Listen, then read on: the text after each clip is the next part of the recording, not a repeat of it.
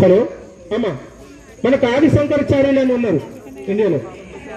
మరి ఆది శంకరాచార్య చాటిన అద్వైతం అని ఒక పదం ఉంది ఆధ్యాత్మికతలో. అసలు అద్వైతం అంటే ఏంటి? జడ్జిలు ఉన్నట్టుండా? ఫస్ట్ జడ్జిలకు తెలుసుకున్నా. సరే నేను చెప్తా. సరే అమ్మా, రైట్. అద్వైతం అంటే ఏంటి అది మీరు చెప్పండి, మా ప్రేక్షకులు చెప్పండి. ఇక్కడ ఏం సూచనలు చేయబడవమ్మా. అద్వైతం అంటే ఆది శంకరాచార్యులు వెలుగెత్తి జాతీయ ఉన్నంత కాలం ఎన్నో జ్యోతిర్లింగాలు. అద్వైతం మీద తెలుగే ఉన్నదా? మనంతా తెలుగు మీడియంలో మీద. సరే ఏం ఎక్స్ప్లెయిన్ చేద్దాం నాకు, అది ఏమన్నా కానీ.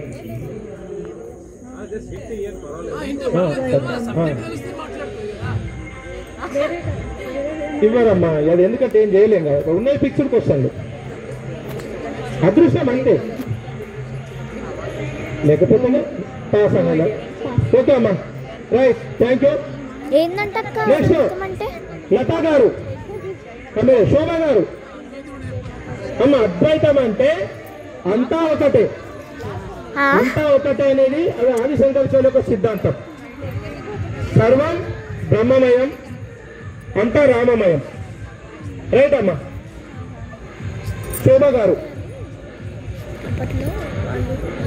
అమ్మ, ఇప్పుడు ఒకటో క్వశ్చన్ ఏంటి? నాలుగు అయింది, 6 అయిపోయిందమ్మా.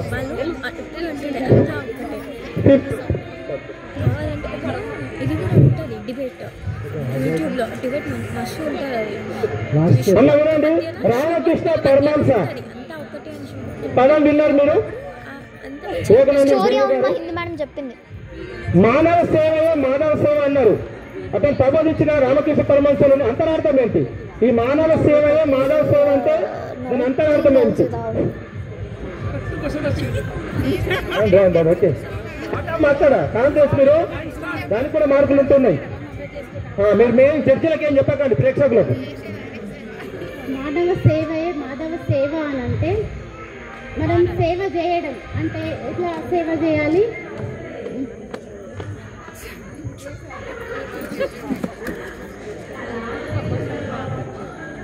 ఉన్నవాళ్ళు పేదవాళ్ళు ధనికులు అని ఏమో చూడకుండా ప్రతి ఒక్కరికి మనకు ఎలా చేయాలి సేవ అని అంటే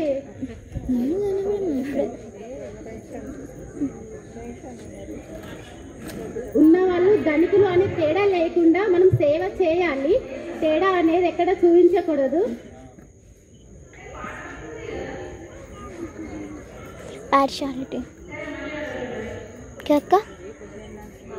ఈ శ్మశానాలు ఇవన్నీ ఉన్నాయి కదా, చారిటబుల్ ట్రస్ట్ మనకు ఎంత అయితే అంత సహాయం చేయాలి.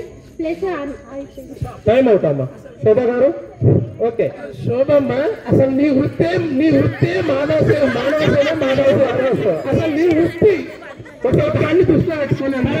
నెక్స్ట్ జనయ్య గారు రాలేదు మీకు అసలు. ఓకే అమ్మా, మదర్ తెరీసా సార్ బ్రదర్ ఉంటారు ఇక్కడ, ఈ పోటీలలో ఉంటారు. అమ్మా కోరుకోవాలమ్మా, మీరు ఏమున్నాయంటే చెప్తారా? కొంచెం మనకు రెండో క్వశ్చన్, మూడో క్వశ్చన్, 7వ క్వశ్చన్, 8వ క్వశ్చన్. 2, 8 ఉన్నాయమ్మా. 8. మా మమ్మీకి 4 పాయింట్స్ వచ్చినాయి ఇద్దరు కలిపితే. అమ్మా ఏ పిల్లలు డిస్టర్బ్ అయ్యి ఎందుకు చేస్తారు మీరు? డిస్టర్బింగ్. మీరు అక్కడ కొన్ని అమ్మాయిల దగ్గర కొన్ని కాసేపు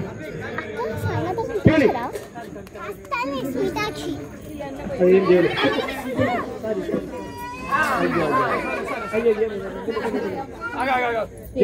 ఏం